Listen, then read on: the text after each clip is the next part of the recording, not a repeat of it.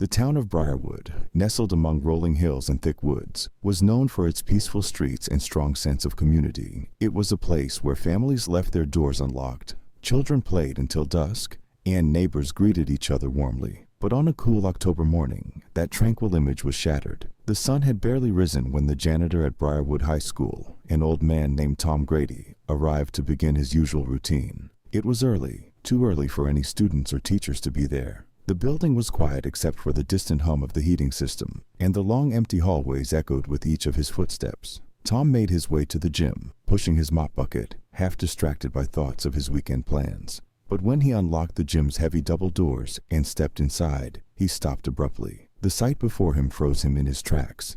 There, near the weight benches, lay a young girl's body. Her name was Rachel Carson, a senior at Briarwood High, a bright, promising student whose future had seemed so certain. Her long blonde hair, usually neat and tied back, was tangled and bloodied. Blood pooled beneath her head, soaking into the thin gym mat. Her limbs were twisted unnaturally, and her pale face was slack, eyes staring vacantly at the ceiling. Tom's breath caught in his throat. A panic surged through him as he fumbled for his phone to call 911. The small town's tranquility was shattered as police cars, ambulances, and curious neighbors began to arrive, crowding around the high school. Detective Michael Carter was among the first responders. He was a seasoned investigator with the Briarwood Police Department, known for his sharp instincts and methodical approach. As soon as he stepped out of his car, he could sense something was off. This wasn't just an unfortunate accident. There was a heavy, unnatural tension in the air. The initial scene looked like a tragic mishap, maybe an accidental fall during a late-night workout.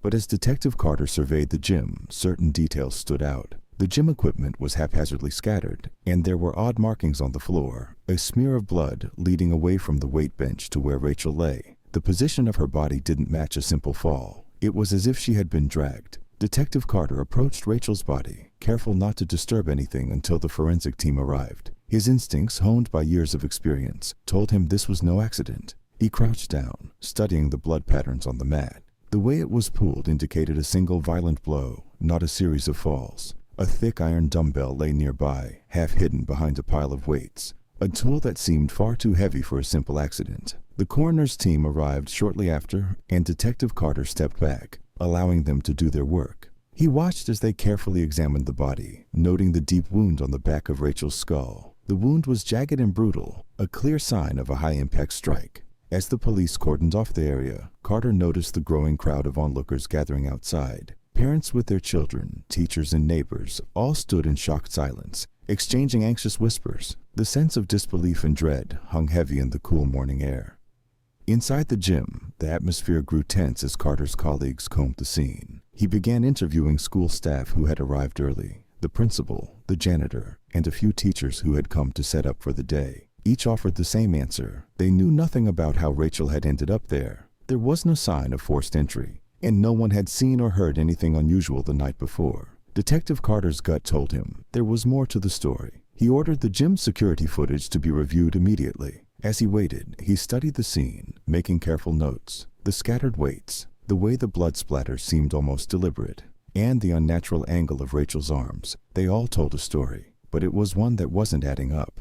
By the time the forensic team began their preliminary analysis, Carter was certain Rachel's death was no accident. The position of the dumbbell, the distinct blood patterns, and the dragging marks suggested something far more sinister, a struggle. The girl had likely been hit and then moved, her body positioned to make the scene look accidental. But why? Who would have wanted to hurt Rachel Carson, the bright and beautiful senior who had a future full of promise? Detective Carter had no answers yet, but he knew this was only the beginning. As the coroner zipped up the body bag and the forensics team documented every inch of the scene, Carter's mind raced with possibilities. The evidence hinted at a carefully staged scene, but who would go to such lengths to cover their tracks? What secrets lay hidden behind the respectable facades of Briarwood's quiet suburban life? With the gym now a crime scene, Carter gathered his notes and prepared for the long investigation ahead. His instincts screamed that this case would be one of the most challenging he'd ever faced, and the truth would likely be darker and more twisted than anyone in Briarwood could imagine. He had to get to the bottom of it. Rachel Carson's death wasn't an isolated incident. It was the start of a mystery that would unravel the secrets lurking beneath Briarwood's seemingly perfect exterior. Detective Michael Carter stood in the quiet office of Briarwood High's principal, poring over the file he had requested. It was a typical student profile. Rachel Carson, a bright and talented senior with an excellent academic record and a history of involvement in school activities. Her grades were outstanding, and she was already applying to colleges, aiming for a scholarship in journalism. On the surface, Rachel seemed like the perfect student, the kind of girl every parent in Briarwood wanted their child to befriend. But Carter's instincts told him that what lay beneath the surface was much darker. His experience had taught him that there were always hidden layers, and Rachel's story was no different. The details of her death didn't add up, and something about her life had pushed someone to murder. As he flipped through the file, a subtle detail caught his eye. A note from one of Rachel's teachers, Philip Turner, who mentioned Rachel's participation in an after-school history mentorship program. Turner, a respected teacher at Briarwood High, had a reputation for taking a special interest in his students' academic growth. According to the records, he had been working closely with Rachel for over a year. Carter noted the mention and put the file aside. He needed to dig deeper into Rachel's personal life, the people she had interacted with, and the secrets she might have hidden. He began by contacting her mother, Martha Carson, who lived in a modest home on the outskirts of Briarwood. Martha greeted him with a strained smile, her eyes hollow from grief. The living room was filled with framed photographs of Rachel, her achievements, school events, and summer vacations. It was clear she had been the center of her mother's world. As Carter sat down, he noticed a hesitation in Martha's demeanor, as if she were holding something back. He asked about Rachel's recent behavior, if she had been worried or upset. Martha hesitated, then admitted that Rachel had seemed more distant in the last few months. She had spent more time away from home, especially in the evenings, and had been secretive about where she was going. "Did she have a boyfriend?" Carter asked, noting the unease in Martha's expression. Martha shook her head. "She never talked about anyone special. I thought maybe she was just busy with school and her friends. But now, I wonder if I should have pressed her more." With that lead turning up little, Carter moved on to speak with Rachel's closest friends, other seniors who had been part of her social circle. Most of them painted the same picture of Rachel: bright, outgoing, popular. Yet when Carter pressed for more personal details, their answers grew vague. They spoke of Rachel's dedication to her schoolwork, her interest in journalism, and her involvement in school events, but no one seemed to know much about her life outside those boundaries. Then one name came up repeatedly: Damon Roth. A few students mentioned that Rachel had been spending a lot of time at Roth's gym, a popular local fitness center where many students went to work out. Damon Roth, 39, owned the place and had built a reputation as a mentor for young athletes. He was known for his charm and his dedication to fitness, but Carter detected an undercurrent of discomfort whenever his name was mentioned. Deciding to investigate further, Carter paid a visit to Damon's gym, a well-kept facility with sleek equipment and a modern, inviting atmosphere. Damon was there, a tall and muscular man with a friendly demeanor. He greeted Carter with a handshake that was a little too firm, and his eyes held a guarded curiosity as the detective introduced himself. "Rachel Carson," Damon repeated when asked if he knew her. "Yeah, she was one of the regulars here. She worked out a lot. Motivated kid. What happened to her it's terrible. I can't believe it." Carter watched his reaction closely. "I heard she was spending a lot of time here. Some of the students said you were helping her train." Damon nodded, his expression unreadable. "I try to help all my clients. Rachel was no different. She was serious about staying in shape, always pushing herself harder than most." The conversation felt rehearsed, and Carter's instincts told him there was more Damon wasn't saying. The detective decided not to push further just yet. Instead, he thanked Damon and made a mental note to keep a closer eye on the gym owner. As Carter continued his investigation, another name surfaced: Oliver Green, a prominent local property developer known for his wealth and influence. Oliver was a regular presence at town events and had donated generously to the school's sports programs. A tip from one of Rachel's friends mentioned seeing Rachel in Oliver's company more than once, at odd times and in places that didn't quite fit her usual routine. When Carter visited Oliver's sprawling estate, he found a man who appeared every inch the successful businessman, confident, well-dressed, and affable. Oliver greeted the detective warmly, expressing his condolences for Rachel's death. He confirmed that he had met Rachel through the school's charity events but denied any close connection. "She was a bright kid," he said smoothly. "I can't imagine why anyone would want to hurt her." Carter noted the ease with which Oliver dismissed any deeper relationship, but something about the man's demeanor struck him as off. There was a practiced, almost mechanical precision to his words, as if he had rehearsed this conversation in his head. Then there was Philip Turner, the history teacher who had been mentoring Rachel for over a year. Carter found Philip in his cluttered classroom at the high school, surrounded by history textbooks and stacks of student essays. Philip seemed genuinely distraught, his eyes red and his voice trembling as he spoke of Rachel's death. "She was one of my best students," he said, his voice barely above a whisper. "So intelligent, so driven. I can't understand how this happened." Carter listened, watching Philip's hands shake as he shuffled papers on his desk. The man seemed sincere, but there was an intensity in his grief that made Carter uncomfortable. It was almost too raw, too personal for a teacher speaking about a student. He noticed a picture frame on Philip's desk, a photo of him and Rachel at a school history fair, smiling brightly. The detective's instincts kicked in. Something about Philip's grief felt different. As the days passed, Carter began to piece together a picture of Rachel's life that didn't match the one in her school records. She had been balancing 3 complex relationships with older men, each with their own demands and expectations. Damon, the gym owner, seemed to be infatuated with her dedication to fitness and youth. Oliver, the businessman, had used his wealth to gain her attention, his gifts creating a sense of indebtedness. And Philip, the teacher, appeared to be emotionally invested in her in a way that crossed professional boundaries. It was a tangled web, and each thread Carter pulled led to more questions. What had driven Rachel to engage with these men? Was she seeking something they provided, or had they manipulated her vulnerabilities? The answers remained frustratingly out of reach, hidden behind layers of secrecy and lies. Meanwhile, the forensic team began to analyze Rachel's phone records, emails, and social media profiles. A pattern started to emerge. Late-night messages to Damon about meeting at the gym, strange conversations with Oliver that hinted at something more than friendship, and emotional exchanges with Philip that suggested a relationship far beyond mentorship. The evidence pointed to a young girl living a double life, one that had spiraled out of her control. Carter's instincts told him he was on the right track, but without concrete proof, he was still groping in the dark. Each suspect denied any wrongdoing, each insisting they had nothing to do with Rachel's death. But Carter knew better. They were hiding something. He just had to find out what.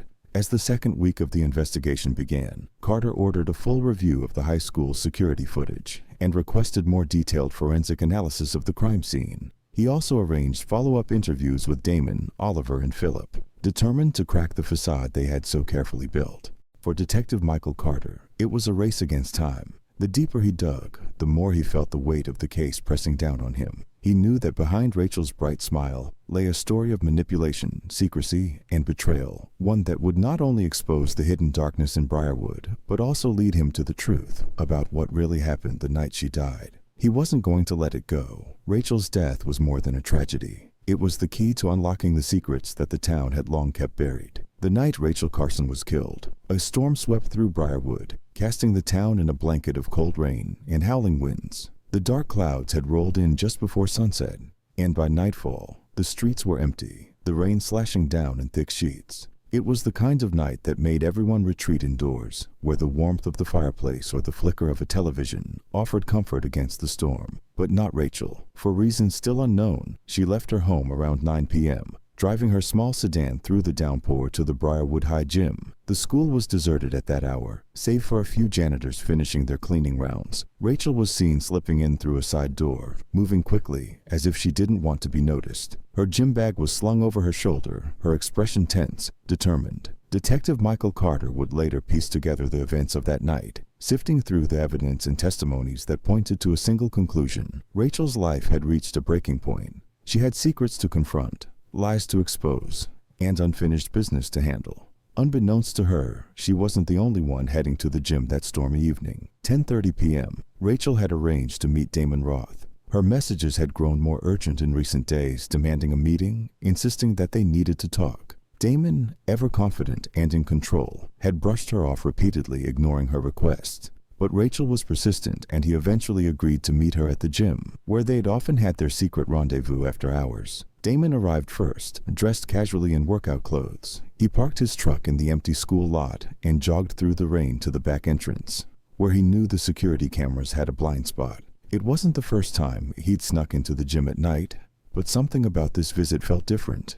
Rachel had sounded desperate, almost frantic, and it unsettled him. Inside, he switched on the dim lights above the weight benches and began to wait. The minutes ticked by, and with each passing second, his irritation grew. What was so important that Rachel had to drag him out in the middle of a storm? He was contemplating leaving when he heard the sound of footsteps echoing through the hallway. Rachel stepped into the gym, her clothes soaked and her hair plastered to her forehead. She was shaking, but not from the cold. Her eyes blazed with a mix of fury and fear. Damon opened his mouth to speak, but before he could get a word out, she cut him off, her voice sharp and accusatory. "You lied to me, Damon," she said, her voice echoing off the gym walls. "About everything." 11 p.m. As Rachel confronted Damon, 2 other cars pulled up to the school parking lot, headlights cutting through the downpour. One belonged to Oliver Green, the wealthy property developer who had used his charm and wealth to ensnare Rachel in his world of luxury. The other was driven by Philip Turner, the history teacher whose obsession with Rachel had grown more dangerous with every passing week.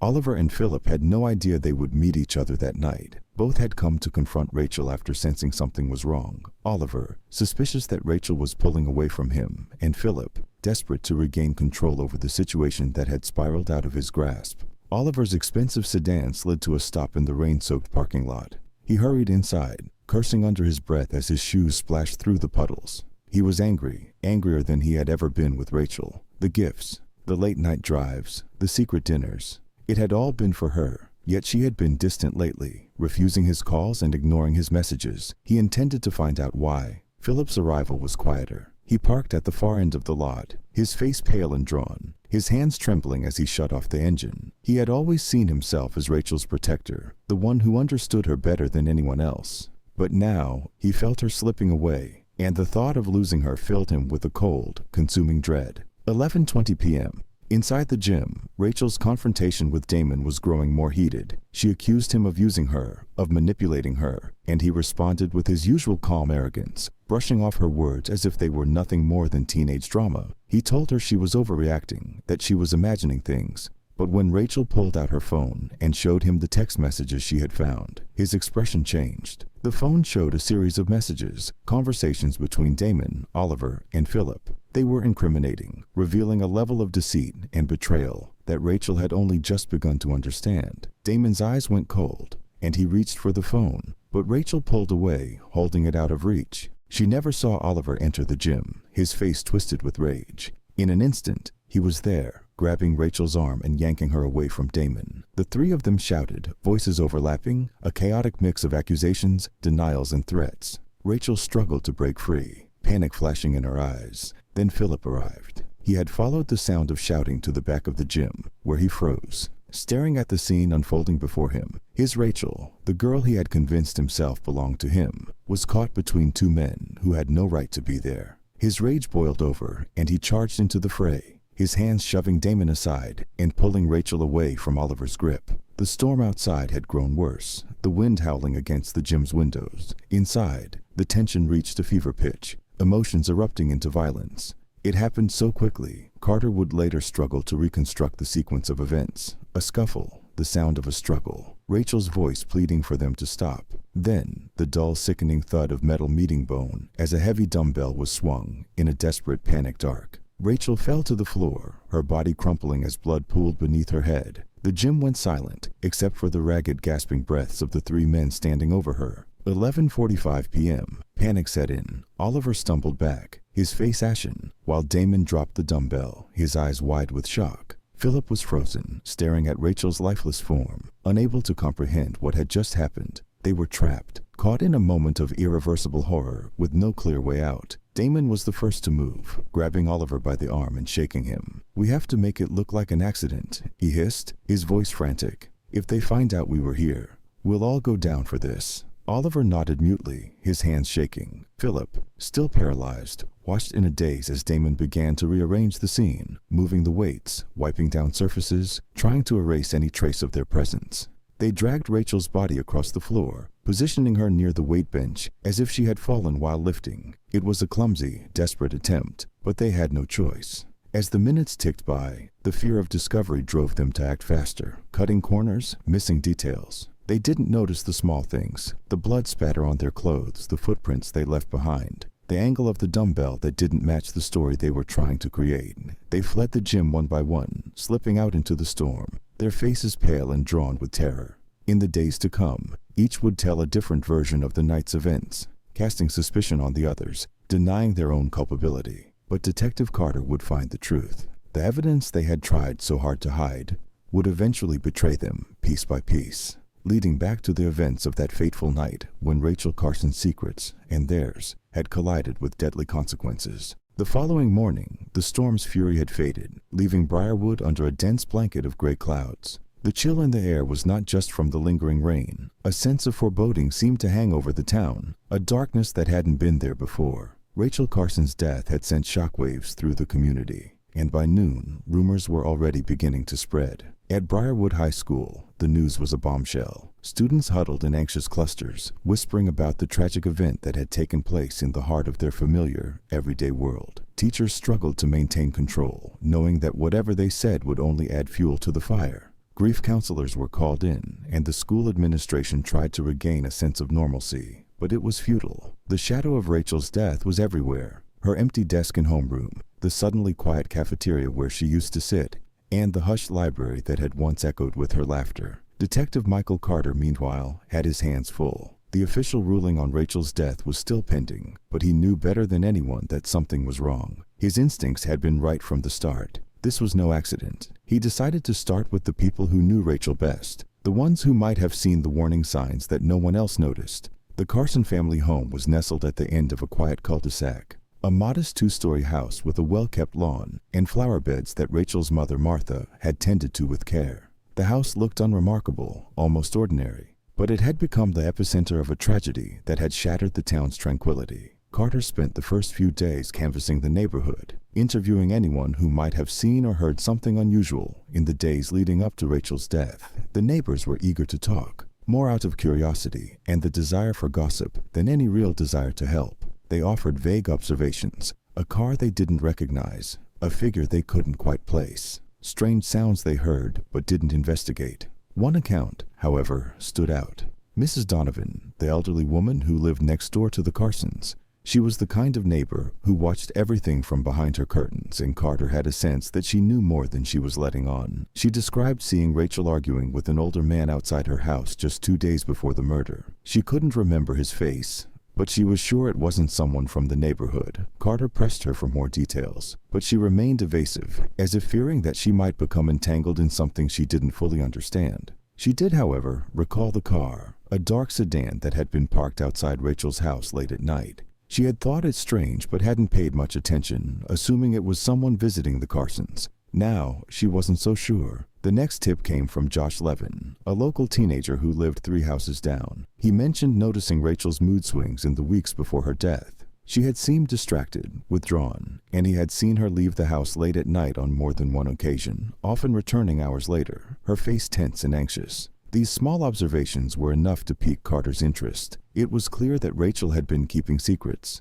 that might have led to her death. He added the information to his growing list of potential leads, knowing that these small pieces could form a larger, more sinister puzzle. Carter's focus shifted back to the men in Rachel's life, the ones who seemed to know her better than anyone else, but were now the primary suspects in her murder. His instincts told him that one of them had killed her, but figuring out which one and why was proving to be a challenge. The forensic evidence collected from the gym was damning. Blood spatter analysis showed that the blow to Rachel's head had been delivered with force, a calculated act of violence, not an accident. The angle of the wound suggested that her attacker had struck from behind, catching her off guard, and the drag marks on the gym floor indicated that she had been moved post-mortem, likely to stage the scene. The fingerprints on the dumbbell were inconclusive. They belonged to multiple individuals, none of whom could be definitively linked to the crime. Damon, Oliver, and Philip all had access to the gym, and their prints were scattered across various pieces of equipment.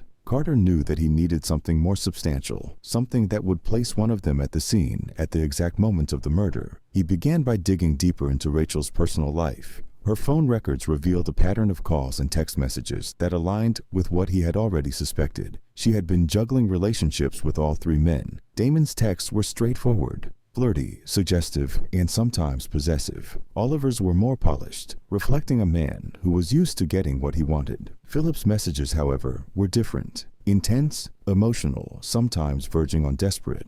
There were hints of conflict, arguments that had never been resolved, and promises that Rachel had never intended to keep. Rachel's social media accounts painted a similar picture. In public, She was the picture of a normal teenager, smiling selfies, group photos with friends, snapshots of school events.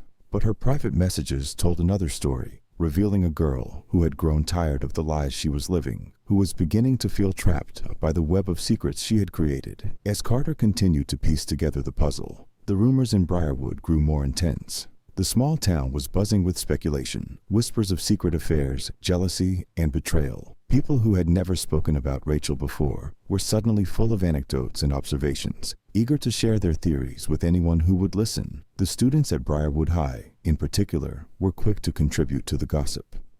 Many of them recalled seeing Rachel at the gym late at night, sometimes alone, sometimes with one of the three men. Others hinted at arguments they had overheard, snatches of angry conversations that seemed out of place in the normally quiet halls of their school. Carter's patience was wearing thin. He had sifted through countless half-truths, each one leading him further down a twisting path of deceit. But one thing was clear. Rachel had been playing a dangerous game, and it had cost her dearly. His focus turned to the school itself. Briarwood High was a place where everyone knew everyone else's business, or at least they thought they did. It was impossible for Rachel to have carried on 3 relationships without someone noticing.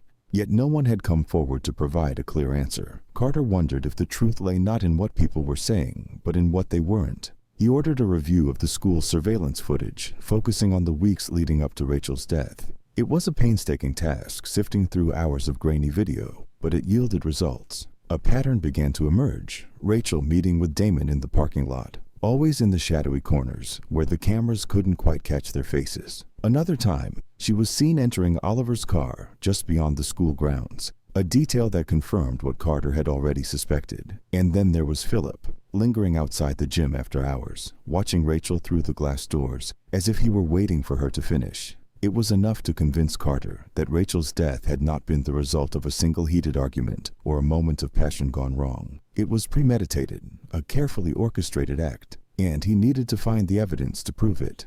As the weeks went by, Carter's focus on Damon, Oliver, and Philip intensified. He conducted follow-up interviews, each one more intense than the last, pushing each man to reveal details they had omitted before. Damon remained calm, confident in his innocence, his story never wavering. Oliver's demeanor grew colder, more detached, as if he were walling himself off from the inevitable. Philip, however, was visibly unraveling.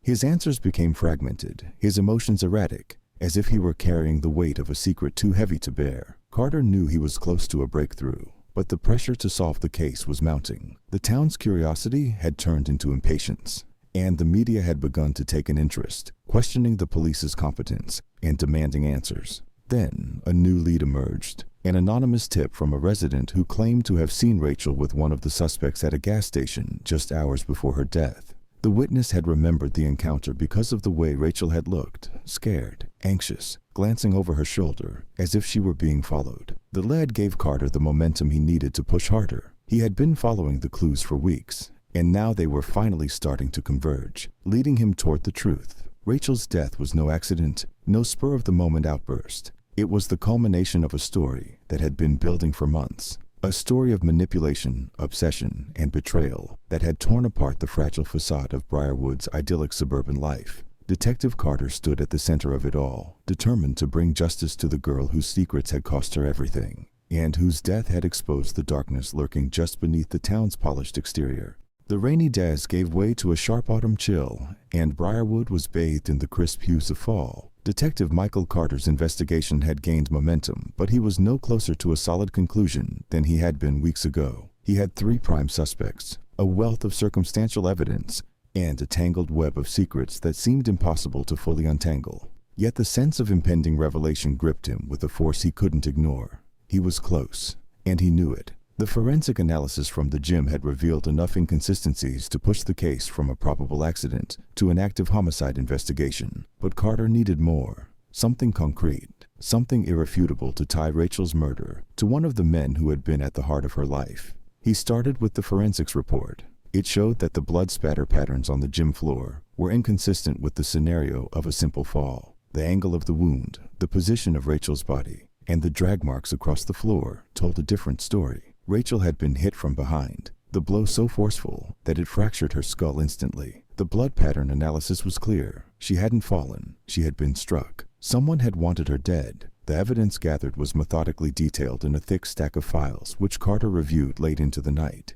Fingerprints lifted from the dumbbell used to strike Rachel were present, but they belonged to several individuals, including Rachel herself, her friends, and crucially, the three men he was investigating: Damon, Oliver, and Philip. Each had a reason to be at the gym, but only one had a reason to kill. Damon Roth, the gym owner, was a natural starting point. His easy charm and athletic confidence masked a more possessive nature. Carter had initially brushed off Damon's cool, nonchalant attitude as arrogance. But the investigation revealed deeper cracks in his armor. Damon's alibi, that he had left the gym shortly before Rachel's body was discovered, was already falling apart. Late one night, Carter went back through the surveillance footage from Damon's gym, meticulously combing through the weeks leading up to Rachel's murder. It was tedious work, but it paid off. He noticed something odd. One of the gym's security cameras had been manually adjusted. Its angle shifted slightly to cover less of the gym's interior. The date of the adjustment matched Rachel's last known visit to the gym before her death. Carter flagged the footage for closer examination, his suspicion of Damon deepening. Then there were the phone records, dozens of calls and text exchanges between Damon and Rachel, many of them late at night. The tone of the messages grew more agitated as the weeks went on, hinting at a deteriorating relationship. Damon had denied any romantic involvement with Rachel, insisting that he had only been a mentor, but Carter wasn't convinced. He ordered a full audit of Damon's financial records, searching for any irregularities or hidden connections. Oliver Green, the wealthy developer, had his own skeletons. He had played the part of a generous benefactor, donating money to Briarwood High's sports programs and using his wealth to influence local politics. But the investigation revealed that Oliver's interest in Rachel had gone far beyond charity. Carter received a call from the forensic accounting team, who had been combing through Oliver's finances. They had found a series of unexplained withdrawals, thousands of dollars taken out in cash over the past year, always in amounts just below the threshold that would trigger an automatic report. One of these withdrawals had occurred 2 days before Rachel's death. When Carter interviewed Oliver about the money, his responses were vague and evasive, blaming business expenses and downplaying their significance. What bothered Carter the most, however, was a single detail: a series of payments to a private investigator hired months earlier. The investigator had been tracking Rachel's movements, documenting her interactions, and compiling reports that Oliver had kept locked away in his home office. When confronted with this, Oliver refused to comment, but his silence spoke volumes. Philip Turner, the history teacher, was the last piece of the puzzle, a man whose quiet demeanor hid a storm of emotion. He had been Rachel's mentor, guiding her through her senior year, but it was clear that his feelings had crossed a line. Interviews with other teachers and students painted a disturbing picture of Philip's relationship with Rachel. He had favored her, spending excessive time alone with her after school, offering private lessons and tutoring sessions. Some students had noticed Rachel's discomfort, but no one had said anything. Until now, the breakthrough came when Carter's team discovered Rachel's diary, hidden beneath a loose floorboard in her bedroom. The entries were raw, emotional, detailing the increasing pressure she felt from the three men in her life. She described Damon's possessiveness, Oliver's relentless attention, and most disturbingly, Philip's obsessive behavior. One passage stood out. "Philip is always watching me. Even when he's not there, I feel his eyes on me. I can't escape. I don't know what to do. I need to get out before it's too late." Carter's hands shook as he read those words. It was the confirmation he had needed. Rachel had felt trapped, and the pressure from her relationships had reached a breaking point. Carter's focus turned to assembling the evidence into a coherent narrative, something that would stand up in court. He had the motive. Each of the men had been involved with Rachel in a way that crossed ethical and emotional boundaries. He had the means, the gym dumbbell, fingerprints, and surveillance footage that tied them to the scene. But he still lacked the key piece, a direct link that would pinpoint Rachel's killer. The forensic team discovered one final clue that began to pull the case together. Microscopic fibers were found in Rachel's hair, fibers that matched the upholstery in Damon's truck. There was also a faint trace of paint on the dumbbell, the same shade as the paint in Oliver's home gym, suggesting that he had handled the weight at some point before it was moved to Briarwood High.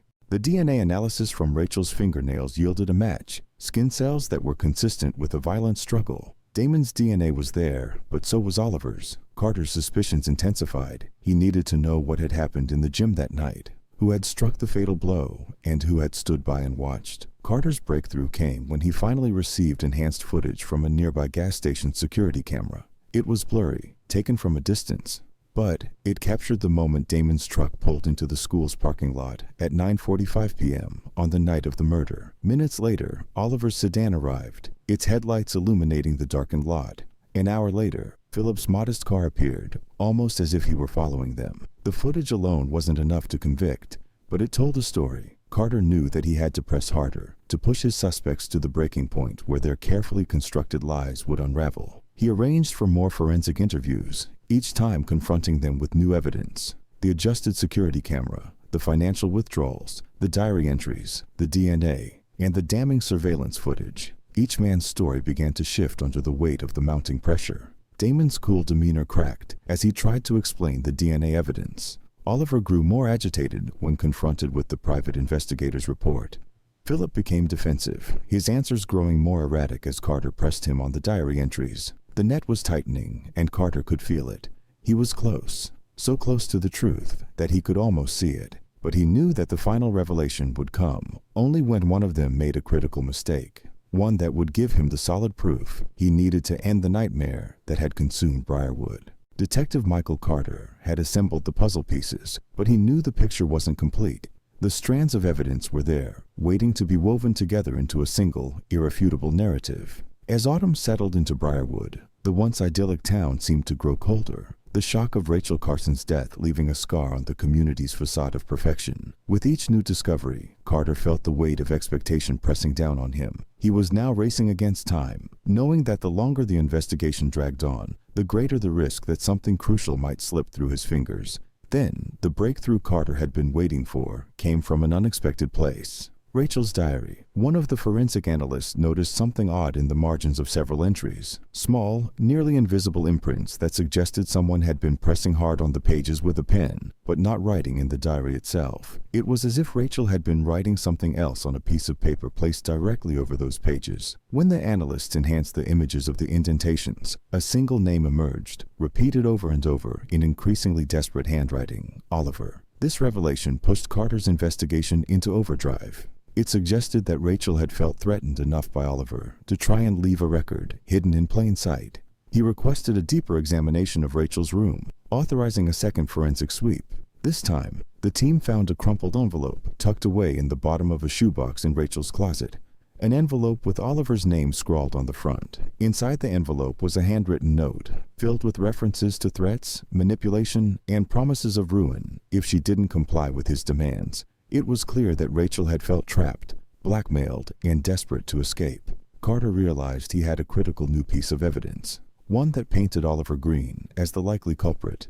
But Oliver was cunning, and Carter knew that confronting him too soon would only force him to retreat behind lawyers and evasive answers. As the investigation intensified, Carter turned his focus back to Damon and Philip, each of whom seemed to have their own reason for wanting Rachel dead. Digging deeper into Rachel's phone records, he noticed a pattern of calls to a single, unlisted number, a burner phone that Rachel had contacted repeatedly in the weeks leading up to her death. The same number had received messages from both Damon and Philip, linking the three men in a way Carter hadn't anticipated. He tracked the phone's signal to a location just outside of town, an abandoned building on the outskirts of Briarwood that was hidden away among a dense patch of woods. It was a place rarely visited, the kind of spot where secrets could be kept in the shadows, away from prying eyes. Carter knew he had to visit the location, suspecting it had served as a meeting point for Rachel and the three men. The building was dilapidated, its windows broken, and its walls covered in graffiti. It looked like a place teenagers might use for parties or daring late-night dares. But Carter's instincts told him it had been used for something much darker. He brought a forensic team to the site, scouring the area for any trace of evidence.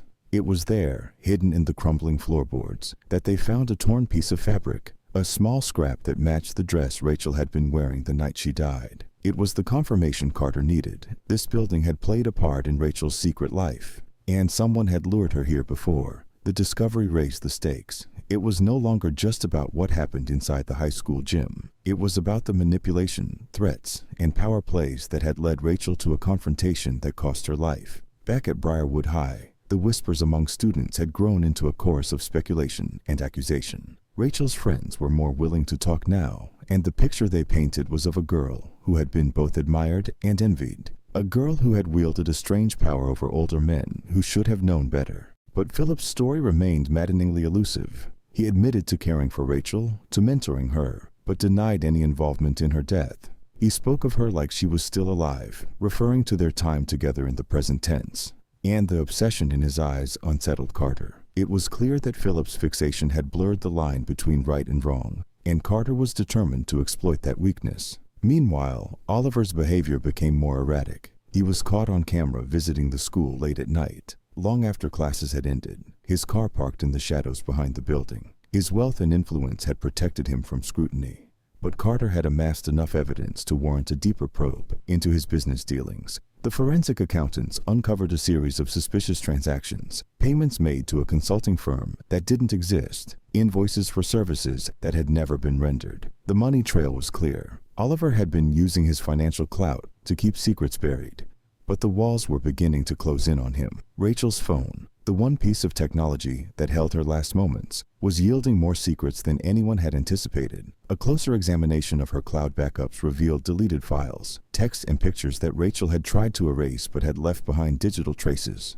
One folder, in particular, stood out, marked only with a single letter, P. Inside were screenshots of messages from Philip, pleading texts, declarations of love, and thinly veiled threats that became more aggressive as the date of her death drew near. In one message, sent just hours before Rachel's body was discovered, Philip had written, "You don't understand what's at stake. You can't just walk away. There will be consequences." Rachel had clearly been afraid, and Philip's desperation to keep her in his life had driven him to the brink. Carter now had evidence that connected Philip to Rachel's final hours, but it still wasn't enough to determine whether he was the one who had swung the fatal blow, or if he was just another piece in the twisted puzzle. Damon's name resurfaced in a series of texts Rachel had sent to her best friend, a friend who had moved away just before the start of senior year. Rachel had written about Damon's possessiveness, about how his insistence on secrecy had become suffocating. There were hints that she had tried to end things with him, but he wouldn't let her go. In one chilling passage, Rachel wrote, "He said if I tell anyone, he'll make sure I regret it. I can't keep doing this. I'm scared." The pressure was building, and Carter's resolve was unshakable. He compiled his findings, drawing the connections that now linked each man to Rachel's life and death. Damon's possessiveness, Oliver's manipulation, and Philip's obsession had created a toxic cocktail of control and exploitation. Each of them had pushed Rachel closer to the edge, and one of them had gone too far. The missing piece, however, remained elusive. Carter needed to catch one of them in a lie, to push until the facade cracked and the truth spilled out. He scheduled another round of interrogations, this time armed with the evidence he had gathered. The fibers, the surveillance footage, the financial records, and Rachel's desperate diary entries. Philip was the first to crack. Faced with Rachel's diary and the screenshots of his messages, he broke down, admitting that he had met Rachel in the gym on the night of her death. He confessed to arguing with her, to grabbing her arm when she tried to leave, but he insisted he hadn't killed her. His story was shaky, inconsistent, but Carter knew it wasn't the final answer he was looking for. Detective Michael Carter stood in his office, the evidence spread out before him. The story he had been chasing for weeks had finally begun to take shape, but there were still gaps, dark spaces where the truth remained hidden. He was close, painfully close, and he could feel the weight of expectation pressing down on him. Rachel Carson's face haunted his thoughts, and he knew he couldn't rest until the truth was exposed. The breakthrough came from an unexpected angle. DNA analysis had revealed a critical detail that had gone unnoticed. Buried in Rachel's fingernails, beneath the DNA of Damon, Oliver, and Philip, was a faint trace of another individual's skin cells. It was Rachel's own, a sign that she had scratched herself in a desperate struggle, fighting back against whoever had attacked her. This small detail aligned perfectly with another piece of evidence that had been overlooked.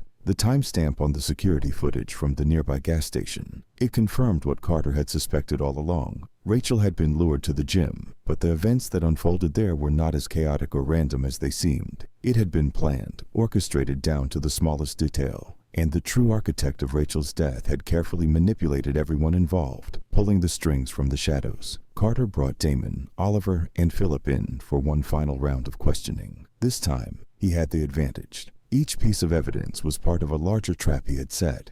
The three men, isolated in separate interrogation rooms, were no longer able to rely on their rehearsed alibis and carefully crafted stories. Carter pushed harder. showing them the indisputable facts that tied each of them to Rachel's life and the events leading up to her death. Philip cracked first. Under the pressure of evidence and mounting guilt, he admitted to meeting Rachel at the gym that night. He had gone there to confront her, desperate to salvage what he believed was a deep connection. But when he arrived, Rachel was already there, arguing with Damon. Philip watched from the shadows, his jealousy boiling over as he listened to their heated exchange. Damon was next. When confronted with the altered security footage and the DNA evidence, he finally admitted that he had struck Rachel in a moment of rage. She had threatened to expose their relationship, to tell everyone about the manipulation and deceit that had consumed her life. In a desperate bid to silence her, he had swung the dumbbell, hitting her from behind. His story matched the blood spatter analysis, the angle of the wound, and the stage scene that he had tried to create. Oliver, however, remained calm, refusing to admit anything, even when confronted with the financial records that showed he had paid a private investigator to track Rachel's movements. His cold, calculating demeanor never wavered, even as the evidence mounted against him. But Carter knew that the key to the entire case lay not in the confessions, but in what Rachel had left behind. Her diary, the secret notes, and the hidden threats were not just evidence of manipulation. They were warnings, hints that pointed to a deeper betrayal. As he pieced together the final timeline, Carter realized that Rachel had planned to expose Damon, Oliver, and Philip to free herself from their control. She had gathered evidence, screenshots, and recordings, all of which were stored in a secure cloud folder. But someone had found out about her plan and decided to stop her before she could go public. The final piece fell into place when Carter received a call from the forensic team. They had decrypted Rachel's cloud storage, revealing a series of voice memos recorded on her phone just days before her death. In the recordings, Rachel spoke about her fear, her realizations that she was being watched not just by the three men, but by someone else who had been pulling the strings from the start. It was Oliver. He had orchestrated everything, using his money and influence to manipulate Damon and Philip, feeding their obsessions and pushing them toward Rachel. When Rachel threatened to expose him, Oliver had arranged for the confrontation at the gym, knowing that the two men's emotions would do his dirty work for him. He had never intended to get his hands dirty, only to use Damon and Philip as pawns in his twisted game of control and revenge. Armed with the final piece of evidence, the recordings that detailed Rachel's growing fear of Oliver and her realization that he was the true puppet master, Carter moved swiftly. Oliver's mask of confidence shattered as Carter presented him with the truth, laying out the case that had taken weeks to build. The evidence was overwhelming, and Oliver's carefully constructed world began to crumble. In a final desperate act, Oliver attempted to flee, but Carter was ready. The arrest was swift, the town watching in shocked silence as the man who had once been Briarwood's most respected and wealthy benefactor was taken away in handcuffs, his secrets laid bare for all to see. Damon and Philip, both broken by guilt, accepted plea deals, admitting their roles in Rachel's death and receiving lengthy prison sentences. Oliver, however, faced the full weight of justice, a lifetime behind bars for orchestrating the tragic events that had led to Rachel Carson's brutal murder. Briarwood slowly returned to a semblance of normalcy, but the memory of Rachel's death and the dark secrets it had revealed lingered in the town's collective consciousness. The high school gym was renovated, its floors scrubbed clean of the stain that could never truly be erased, and students moved on, though they spoke of Rachel in hushed whispers, her name forever tied to the town's darkest chapter. Detective Michael Carter stood at Rachel Carson's grave on a cool, clear autumn morning, the chill in the air hinting at the winter to come. He had seen many cases in his career, solved countless crimes, but Rachel's story had left a mark on him. It was a reminder that beneath the surface of even the most peaceful communities, secrets could fester, waiting to be exposed. Rachel had been a victim, but she had also been a fighter, brave enough to face the darkness that surrounded her, even if it had cost her everything. Carter promised himself that he would remember her, not as the girl whose life had been cut short, but as the one who had dared to seek the truth, even in the face of overwhelming odds. The case was closed, the culprits behind bars, but the scars would remain. Briarwood had been changed forever, its secrets exposed to the cold light of day, and Detective Carter knew that some truths could never be fully buried, no matter how hard anyone tried. The wind rustled through the trees, carrying with it a sense of finality and closure. Carter turned away from the grave, walking back to his car with a heavy but resolute heart. Justice had been served, but the memory of Rachel Carson and the darkness she had unearthed would never be forgotten. The story has been edited to ensure personal privacy and security regarding names and locations. Thanks for watching. If you liked the video, Don't forget to subscribe to see the latest and most thrilling family crime stories.